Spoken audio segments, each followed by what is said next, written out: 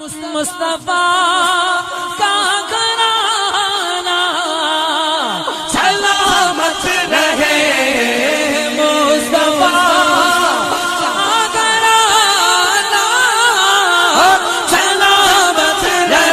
پھر اسی گھر میں لانے کے بعد میں انکاروں کو بچاتے ہو، رنڈیوں کو نچاتے ہو، ذرا مجھے سینے پہ ہاتھ رکھ کر کے بتاؤ، ایلن کے اس کونے سے لے کر کے اس کونے تک ہر دروازے پر جا کر کے ذرا مجھے بتاؤ کہ اس گھر سے کسی کا انتقال ہوا کہ نہیں ہوا؟ تو ہر گھر سے آواز آئے گی، حضرت میرے دادا کا انتقال ہوا، میرے پردادا کا انتقال ہوا، میری دادی کا انتقال ہوا، میری پردادی کا انتقال ہوا۔ ذرا بتا پھر مجھے کہاں سے پتا چل گیا کہ رنڈیاں نچائے گا کہ تیرے کرنے والی کی روح خوش ہوگی، وہ راضی ہوگی؟ یاد رکھ لینا، جب گھر کے اندر سے جب میرے دادا کا انتقال ہوا، پردادا کا انتقال ہوا، بے وقوف ان کی قبر پر جانا تو بھول گیا، اصرار ثواب کرنا تو بھول گیا، قرآن کی تلاوت کرنا تو بھول گیا، مصطفیٰ پر کلمہ پڑھنا تو بھول گیا۔ اور جب اللہ نے نعمت عطا فرمائی، شادی جیسی نعمت، بیٹا جیسی نعمت، اس کے بعد رنڈیوں کو لا کر کے نچاتا ہے، بتا کہ یہ گھر بھی بے برکتی ہوگی، مرنے والے کی روح کو کیا احساس ہوگا؟ میرے مرنے کے بعد جب اللہ نے نعمت عطا فرمائی تو آج میرا بیٹا، میرے محلے والا، آج میرا رشتے دار، آج میرا گھر والا میرے مرنے کے بعد آج رنڈیوں کو نچاتا ہے، بتا تیرے مرنے والے کی روح خوش ہوگی، اس پر عذاب ہوگا یا پھر عذاب دور ہوگا؟ میں کہنا چاہتا ہوں یہ والوں، اگر چاہتے ہو کہ تمہارے مرنے والوں کی روح خوش ہو، اللہ نے جنت عطا فرمائے، تو اگر اللہ کوئی نعمت عطا فرمائے، چاہے بیٹا نعمت عطا فرمائے، چاہے تم مکان بناؤ، چاہے تم دکان بناؤ، چاہے تم زمین خریدو، تو پھر یاد رکھو جس اللہ نے زمین عطا کی، جس اللہ نے مکان عطا کیا، جس اللہ سے اللہ نے تمام چیزیں تمہیں عطا کی ہے، یاد رکھو پھر کہو مولا میں تو کچھ بھی نہیں تھا، لیکن ماں باپ کے ذریعے دنیا کے اندر تو نے پیدا کیا، بولنے کی طاقت تو نے عطا کی، چلنے کی طاقت تو نے عطا کی، دیکھنے کی طاقت تو نے عطا کی، ہاتھ چلانے کی طاقت تو نے عطا کی۔ مولا میرا کچھ بھی نہیں ہے، آج نعمت ملی ہے تو رنڈیوں کو لانا چاہوں گا، بلکہ نکاح کرنا مصطفیٰ کی سنت ہے، عرس کرنا اللہ کا ذکر کرنا مصطفیٰ کی سنت ہے۔ میں رنڈیوں کو لانا چاہوں گا بلکہ مصطفیٰ کی سنت پر عمل کر کے مصطفیٰ کو راضی کروں گا، اس لیے کہ مدینے کے مصطفیٰ ارشاد فرماتے ہیں من تمسک بسنتی عند فساد امتی فلہ اجر مئۃ شہید۔ او پیارے صحابہ، جو میری ایک سنت پر عمل کرتا ہے اللہ عز و جل اس کو 100 شہیدوں کا ثواب عطا فرمائے۔ سبحان اللہ، تکبیر، نعرہ رسالت، علماء اہل سنت، مسلک اعلیٰ حضرت، شریعت مصطفیٰ، سبحان اللہ سبحان اللہ۔ تو صرف یا ہنسی مذاق میں زندگی گزارو گے یا پھر مسلمانوں کچھ سدھرنے کی بھی کوشش کرو گے، کچھ انقلاب لانے کی کوشش کرو گے؟ یاد رکھو انقلاب نہیں آئے نا تو پھر ہم اسی طریقے سے ہلاک و برباد ہوتے رہیں گے، جس طریقے سے آج ہمارا خون نمک سے زیادہ سستا ہوا۔ لیکن یاد رکھو مرنے کے بعد انسان کا تو انتقال ہو جاتا ہے، لیکن مجھے بتاؤ کہ پھر جو انتقال ہوتا ہے تو موت جسم کو آتی ہے روح کو آتی ہے؟ ذرا بولیں، کچھ سمجھ بھی نہیں، کس کو آتی ہے؟ جسم کو نہیں آتی ہے جی، کس کو آتی ہے؟ صحیح فرما رہے، جسم کو آتی ہے، اس لیے کہ روح چیک کر رہا ہوں، جی ہاں جسم کو آتی ہے۔ کیوں؟ اس لیے کہ روح تو زندہ رہتی ہے نا، جسم تو مرتا ہے۔ اب کوئی کہنے لگے نہیں جی روح بھی مر جاتی ہے، تو پھر ذرا ہاتھ پکڑ کے پوچھو، جب قبرستان سے گزر کر کے جاتے ہو تو پھر السلام علیکم یا اہل القبور پھر کس کو کہتے ہو؟ پھر سلام قبرستان میں جانے کے بعد پھر کس کو کرتے ہو؟ جو لوگ اعتراض کرتے ہیں کہ مرنے کے بعد تو مٹ گیا، مرنے کے بعد پھر وہ نہیں سنتے ہیں، ان کا ہاتھ پکڑ کر کے ذرا پوچھو قبرستان سے جب گزر کر کے جاتے ہو تو پھر بولو سلام کس کو کرتے ہو؟ تو آواز آئے گی قبرستان کے مردوں کو کرتے ہیں، ہم हमने कहा जरा बता, कब्रिस्तान का मुर्दा तो 50 साल किसी को हुए, किसी को 20 साल हुए, किसी को 30 साल हुए, उसका पूरा जिस्म गल गया, न हाथ सलामत है, न जिस्म सलामत है, न आंखें सलामत है, न उसका सर सलामत है। जरा बता तो सही, फिर सलाम किसको करते हो? तो फिर ये जवाब देगा हम सलाम तो मुर्दे को करते हैं। बता तेरे सलाम का जवाब कौन देता है? तो फिर ये मुसलमान की रूह ही तो जवाब देती है। तुम कहोगे क्या रूह जिंदा रहती है? जी हाँ, जो इंसान जितना नेक होता है उसी एतबार से इंसान की रूह जिंदा रहती है। किसी की रूह आपको मालूम है अर्श के किन में रहती है, किसी की रूह साहिल ज़मज़म पर रहती है, ज़मज़म के कुएं पर रहती है, किसी की रूह पहले आसमान पर रहती है, किसी की रूह दूसरे आसमान पर रहती है, किसी की रूह तीसरे आसमान पर रहती है, किसी की रूह चौथे आसमान पर रहती है, किसी की रूह 5वें आसमान पर रहती है, किसी की रूह 6वें आसमान पर रहती है, किसी की रूह 7वें आसमान पर रहती है। अब जरा मुझे सीने पे हाथ रख करके बताओ, जब ईरान के अंदर एक मुसलमान का इंतकाल हुआ और जब गुजर करके जाते हो तो कब्रिस्तान का मुसलमान, एक ईरान का मुसलमान तुम्हारे सलाम का जवाब भी दे देता है, तुम्हारे सलाम को भी सुन लेता है। तो आज का देवबंदी और फिर वहाबी क्यों कहता है कि मरने के बाद में मिट्टी में मिल गए, मरने के बाद कुछ नहीं होता, मरने के बाद में सवाब नहीं पहुंचता। फिर मौलाना सलामत साहब जरा इन्हें पकड़ करके लाओ और जरा इन्हें जवाब दो। मैं पूछना चाहता हूँ, जब कब्रिस्तान के पास से गुजर करके जाते हो, ईरान का मुसलमान जब तुम्हारे सलाम को सुन लेता है और जब जवाब दे देता है, जब एक आम मुसलमान की ये शान है तो बोलो अल्लाह के वलियों की शान का आलम क्या होगा? जब अल्लाह के वलियों की शान का आलम ये है तो फिर बोलो सहाबा की शान का आलम यह होगा। फिर जब सहाबा की शान का आलम ये है तो बोलो मुस्तफा की शान का आलम क्या होगा? जब इस पर नजर, बरेली की जान, सुन्नियत की पहचान, इमाम अहमद रज़ा खान आला हज़रत की नजर पड़ी, आला हज़रत बोले दूर नजदीक के सुनने वाले होगा, सारे लारे करामत तेरा होगा। नारे तकबीर, नारे रिसालत, उलमा अहले सुन्नत, मसलके आला हज़रत, सरजमीन ईलर, मुफ्ती गुलाम नबी मुरादाबादी। नारे तकबीर, नारे रिसालत, सुभान अल्लाह व सुभान अल्लाह। बहुत बस संजीदा माहौल में थोड़ी देर और सुन ले, बस बात को खत्म कर रहा हूँ। बताओ एतराज करते कि नहीं करते आज? कि नहीं सुनते? बताओ फिर कब्रिस्तान का जब एक मुर्दा तुम्हारे सलाम को सुनता था कि मुस्तफ़ा नहीं सुनते होंगे? ये कहते हैं कि मुस्तफ़ा कब्र में तशरीफ लाते हैं, कहा जी हाँ लाते हैं। तो बता के एतराज करते हैं, कहा नबी तो एक हैं और इंतकाल ईलर में हुआ, गजरोला में हुआ, फरीदपुर में हुआ, जटपरे में हुआ, तो पूरी दुनिया में इंतकाल कितनी जगह होते कि नहीं होते? कहा नबी कितने? तो फिर कहते हैं नबी तो एक ही है। कहा एक नबी पाकिस्तान में भी, हिंदुस्तान में भी, नेपाल में भी, सब जगह एक नबी कैसे पहुंच जाते हैं? हमने कहा जरा इधर आओ, जरा ये बताओ एक नबी के पहुंचने से तुम कहते हो कैसे पहुंच जाते हैं? बताओ रूह निकालने वाले फरिश्ते कितने हैं? जरा बोलो ना कितने? जरा पीछे वाले बोलने अगर सुनना चाहते हैं तो एक। जरा बताओ जब रूह निकालने वाला फरिश्ता एक और एक ही वक्त में यहाँ पर भी रूह निकाल रहा है, हिंदुस्तान में भी, पाकिस्तान में भी, नेपाल में भी, इंडोनेशिया में भी, श्रीलंका में भी, जरा बताओ जब एक रूह निकालने वाला फरिश्ता एक ही है और रूह एक वक्त में 1000 जगह निकाल रहा है, और जरा बताओ कि जो कब्र के अंदर सवाल करने फरिश्ते आते हैं, जरा वो कितने? जल्दी बताओ, बोलो कितने? वो भी तो 2 है ना। अब बताओ एक वक्त में फरिश्ते यहाँ भी सवाल कर रहे हैं, वहां पर भी सवाल कर रहे हैं, यहाँ भी सवाल, वहां भी सवाल। फिर बताओ जब फरिश्ता एक रूह निकालने वाला, सवाल करने वाले फरिश्ते 2 है, जब तीसरा कोई नहीं है, और रूह निकालने वाला फरिश्ता जब एक है, जब दूसरा कोई नहीं है, तो अब मुझे जरा हाथ पकड़ के देवबंदी और वहाबी को बुला करके लाओ। जरा तुम इतराज करते हो कि नबी एक है, मुस्तफा तो एक है, एक वक्त में हजारों कब्र में कैसे पहुंच जाते हैं?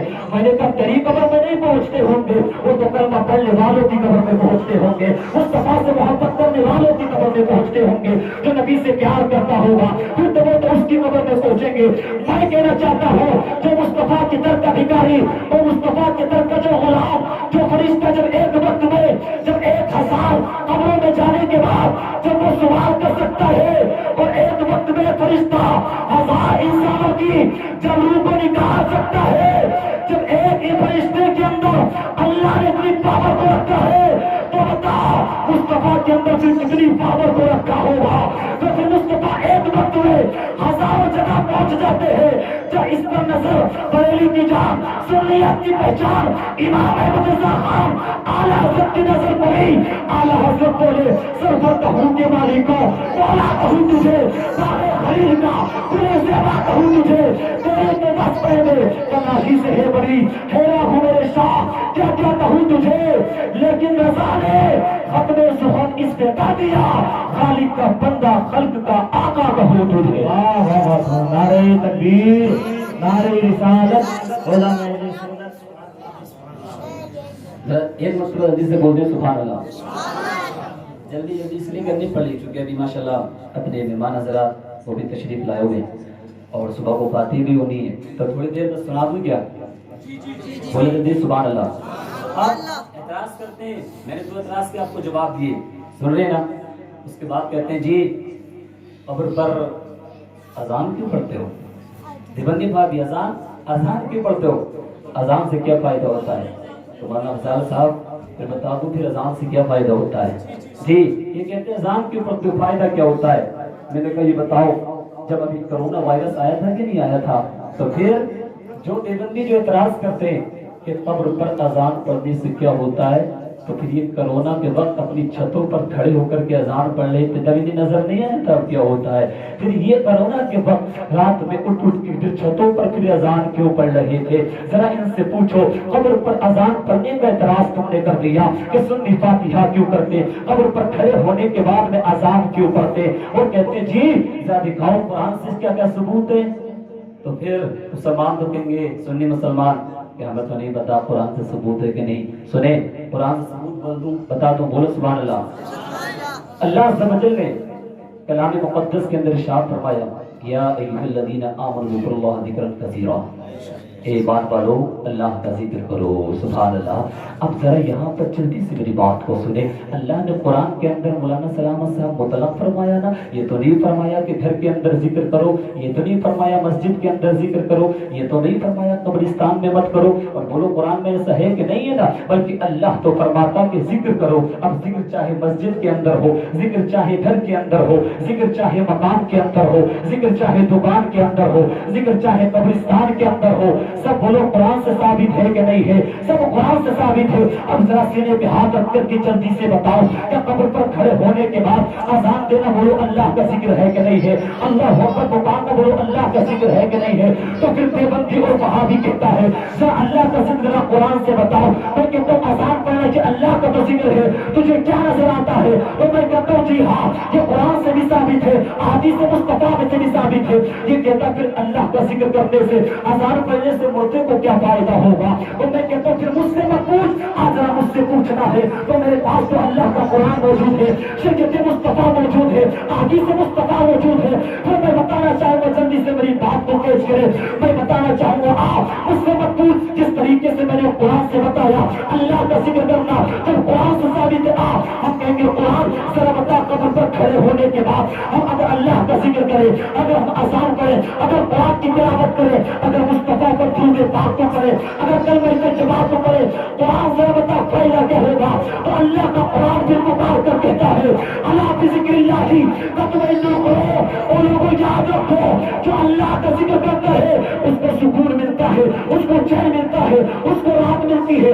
ہم نے کیا قرآن کیا مرنے کے بعد بھی ملتا ہے, کیا زندہ رہنے کے بعد بھی ملتا ہے؟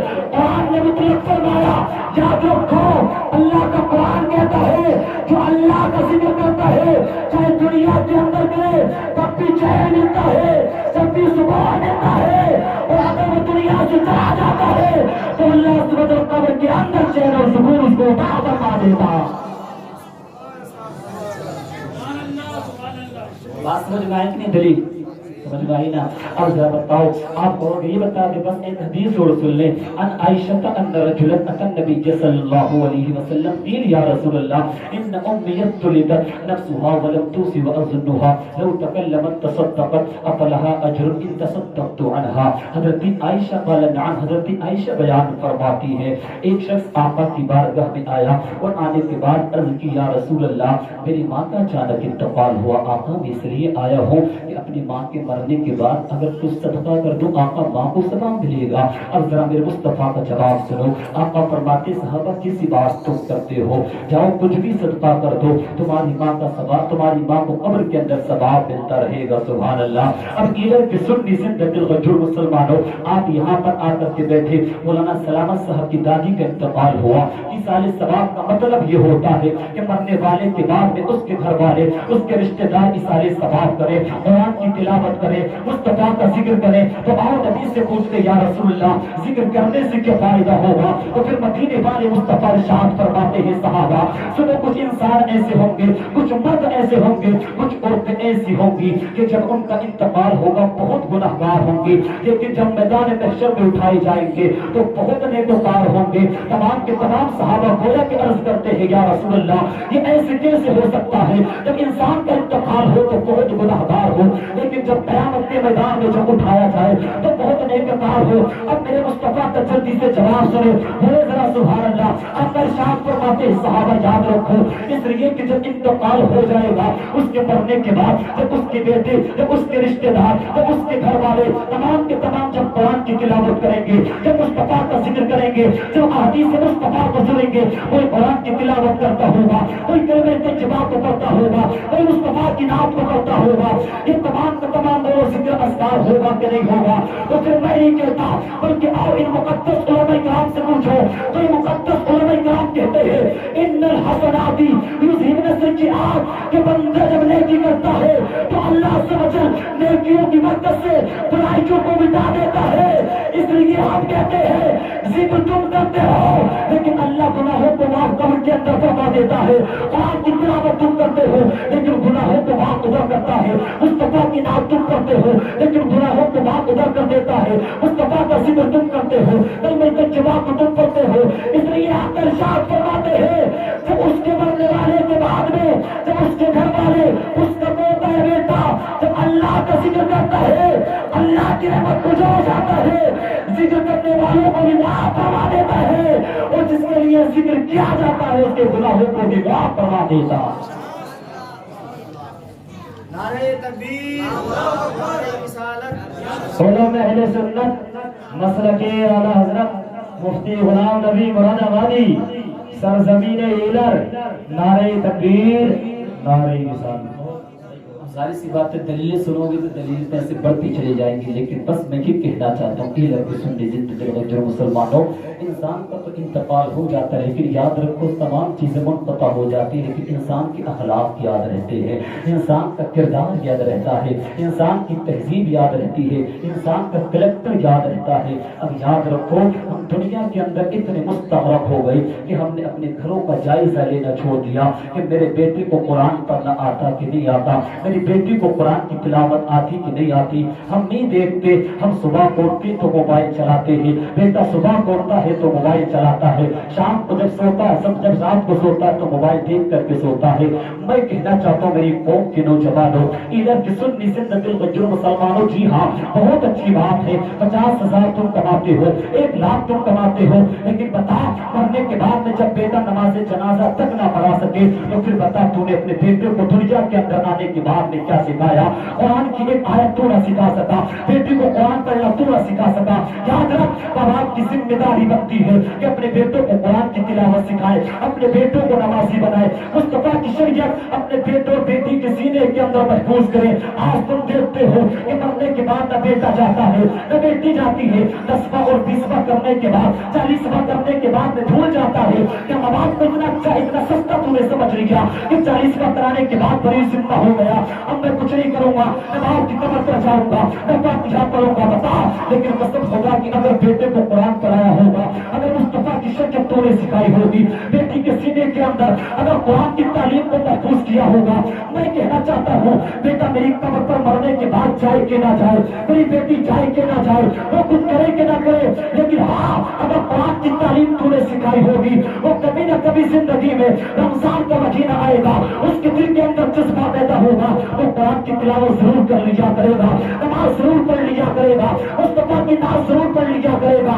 تو پھر میں بتا دینا چاہتا ہوں جب بتا تیرا بیٹا قرآن کی تلاوت کرے گا، عاطفہ غیبی سے آواز آئے گی فرشتوں اس کے باپ کو معاف فرما دیا، فرشتے عرض کریں گے مولا باپ تو بہت گناہگار ہے، باپ تو بہت سیاہگار ہے، تو پھر اب ارشاد فرمائے گا فرشتوں اس کی وجہ سے نہیں بلکہ اس کا بیٹا مسجد میں جانے کے بعد اپنی پیشانی کو میری بارگاہ میں جھکاتا ہے، قرآن کی تلاوت کرتا ہے، میں نے نماز کی برکت سے قرآن کی تلاوت کی برکت سے بیٹے کو بھی معاف فرما دیا ہے اور اس کی برکت سے اس کے ماں باپ کو بھی جنتی بنا دیا۔ سبحان اللہ سبحان اللہ، بہت بات سمجھ میں آ رہی کہ نہیں آ رہی؟ اچھا پیچھے والے تو گھور کر کے دیکھ رہے ہیں، ایسا لگ رہا ہے کہ سمجھ میں نہیں آ رہی ہے، غور سے سننے شاید ہے نا۔ ظاہر سی بات ہے آج دیکھا بچہ تھوڑا بڑا ہوا کام پر بہت اچھی بات ہے، بے سکوں باؤ، لیکن یاد رکھو وہی دنیا کامیاب ہے کہ جس دنیا کے ساتھ دین بھی ہو۔ یاد رکھو اگر دین نہیں ہے نا تو ایسے دنیا سے پھر کوئی فائدہ نہیں ہے۔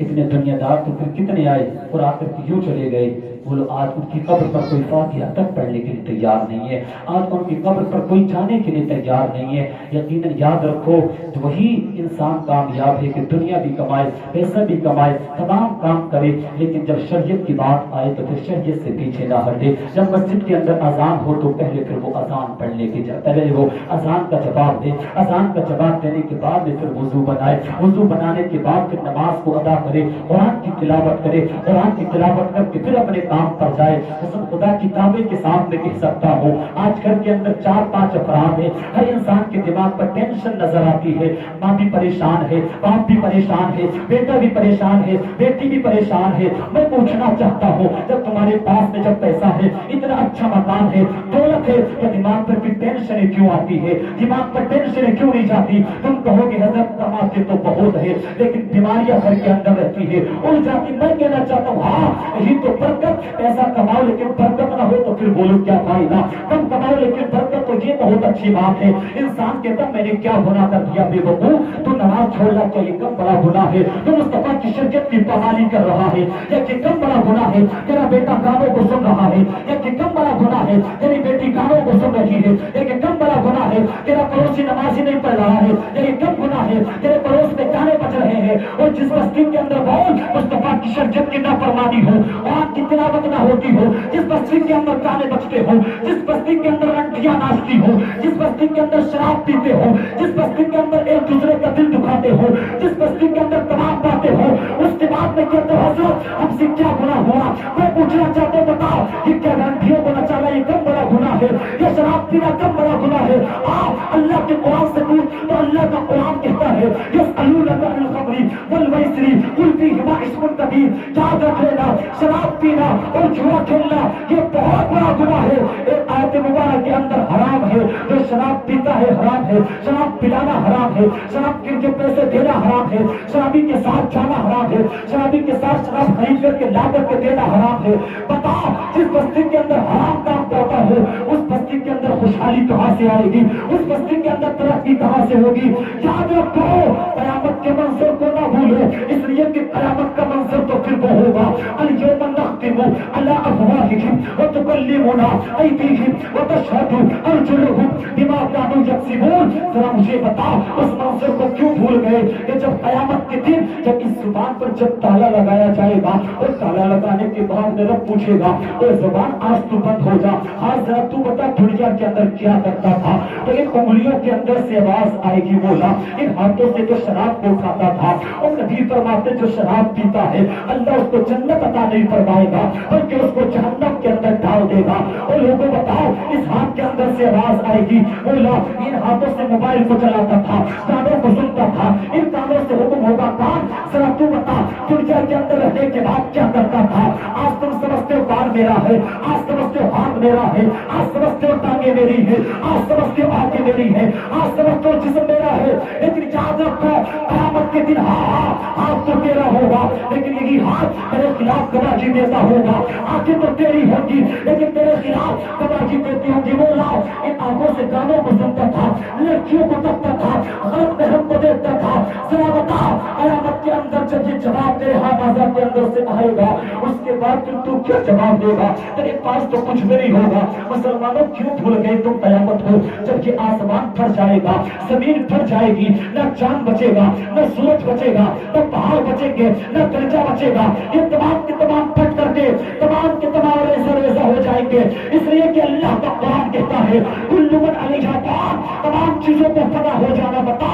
جب انسان کو نہیں مرنا ہے، انسان کو پھر کیا نہیں جانا ہے، انسان کو خیر بات نہیں کہنا ہے، ضرور کہنا، لیکن ہاں جب اللہ مجھے بتا آزاد کیا کرتا تھا تو پھر ان آزاد کے اندر سے آواز آئے بولا صبح کو سب سے پہلے ان کانوں سے اذان کو سنتا تھا، اذان سننے کے بعد کانوں سے پہلے وضو کرنے کے لیے چلتا تھا، مسجد کی طرف چلتا تھا، مسجد کی طرف جانے کے بعد نماز پڑھنے کے بعد اے مولا ان ہاتھ سے قرآن کو اٹھایا کرتا تھا، آنکھوں سے قرآن کو دیکھا کرتا تھا، اور جب رات کو سوتا تھا پہلے قرآن کو اٹھاتا تھا، قرآن کو سنتا تھا، قرآن کو دیکھتا تھا۔